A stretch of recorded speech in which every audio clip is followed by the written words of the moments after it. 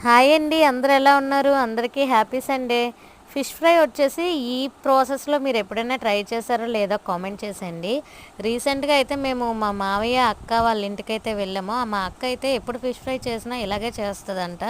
ఈ fish fry కోసం ఎలా మ్యారినేట్ చేసిందంటే ఫస్ట్ ఫిష్ నీట్‌గా వాష్ చేసుకొని ఫిష్‌లో అల్లం వెల్లుల్లి పేస్టు, పసుపు, ఉప్పు, కారం, ధనియా powder, masala powder, fish masala, corn flour, బియ్యపిండి, కొంచెం పెరుగు అండ్ ఫుడ్ కలర్ కూడా యాడ్ చేసింది. లాస్ట్‌లో నిమ్మకాయ కూడా వేసి కలిపేసి ఒక హాఫ్ అన్ అవర్ అయితే ఫ్రిడ్జ్‌లో మ్యారినేట్ చేసుకుందనమాట.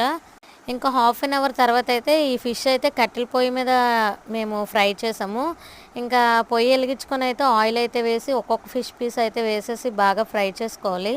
ఈ ఫిష్ పీసెస్ అన్నీ బాగా ఫ్రై చేసుకొని ఒక గిన్నెలోకి తీసుకోవాలి. ఇగోండి ఇవే ఫిష్ పీసెస్ అన్నీ.